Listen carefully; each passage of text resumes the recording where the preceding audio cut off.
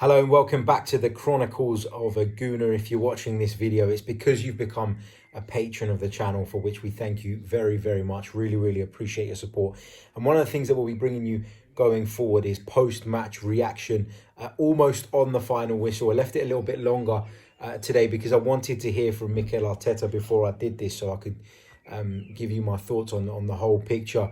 It's a really disappointing afternoon. Really disappointing result again.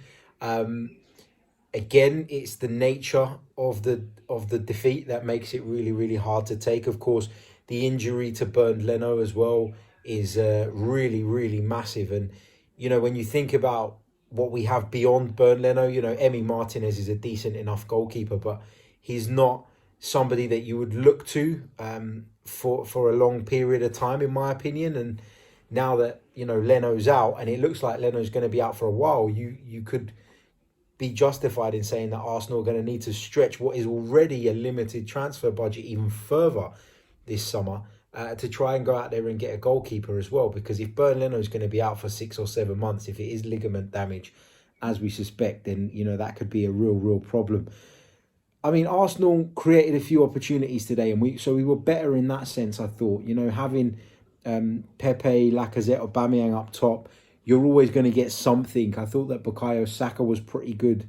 Not his best performance, again, playing in a slightly unfamiliar role, but he was one of the better players on the Arsenal side. I thought that Pepe's goal was sensational, and you know, we'd had a few opportunities, but you turn to your best players, to your top quality players for moments of brilliance. And that really was a moment of brilliance from Nicolas Pepe. Shifted it onto that left foot and done exactly what we know he can do, but you could argue he's not done it often enough. So it was great to see Nicolas Pepe deliver there. But from then on, it's just cheap and it's sloppy. And when you haven't got much confidence, you sink deeper and deeper and you start to give up possession to your opponent.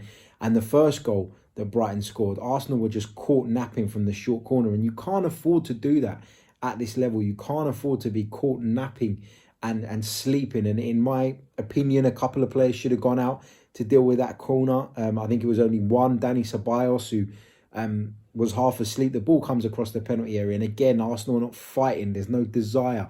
Arsenal not trying to be the first ones to the ball, etc.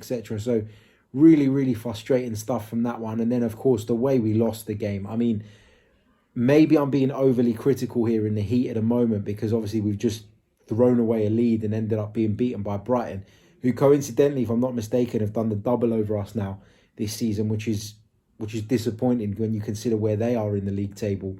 But Emi Martinez comes out to face Maupay there, and I just want to see him stand and make himself big rather than dive into his right and essentially making Maupay's mind up for him. All he's got to do is hit the target in that case, because Martinez has just gone down far too early for me. Again, some of you will probably think I'm being harsh.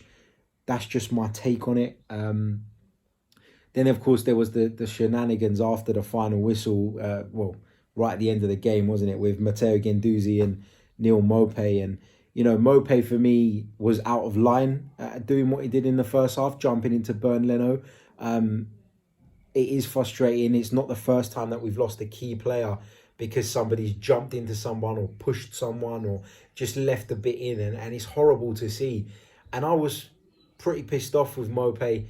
But I will say that I don't think he intended for Bernd Leno to be injured the way he was. So I'm disappointed in it. I'm angered by it. I'm upset.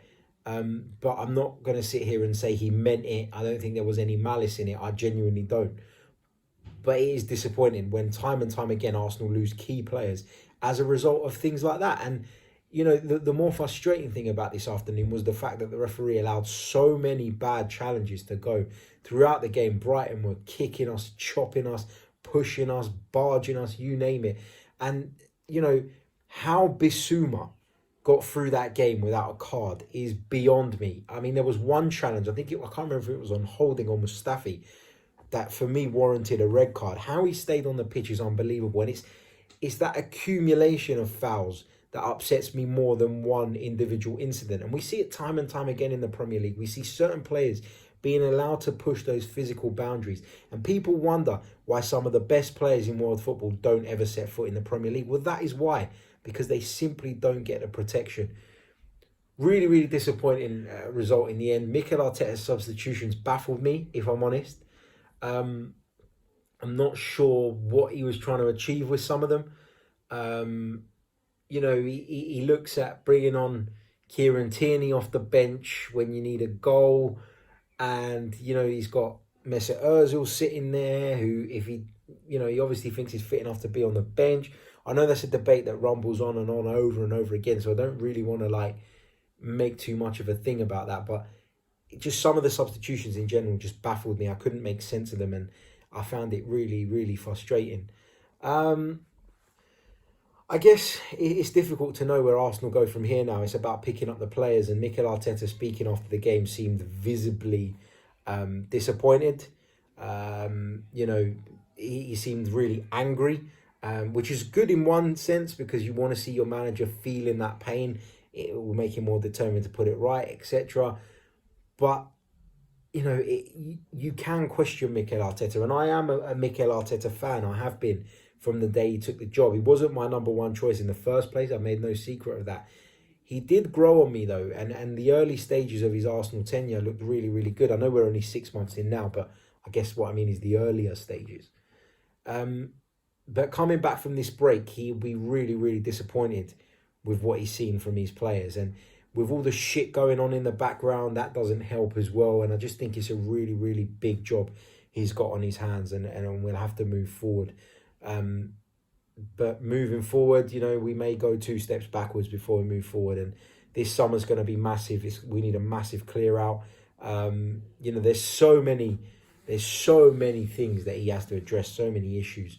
But, if we think he's going to fix it all overnight, and we've got another thing coming. The problem is, though, when you do have talented players, the likes of Bukayo Saka coming through the ranks, Pierre-Emerick Aubameyang, etc., if we don't improve quickly, it's going to be increasingly difficult to keep hold of those players. So I am concerned as an Arsenal fan. So, tough times ahead, it looks like, for the Gunners.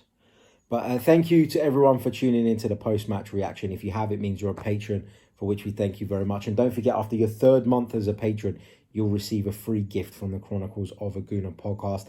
We'll be bringing you a full-length episode, which is available to everyone, of course, in the coming days, looking back on that game in more detail, where I'll be joined by a guest. So until then, thank you for tuning in, and don't let it spoil your weekend, guys.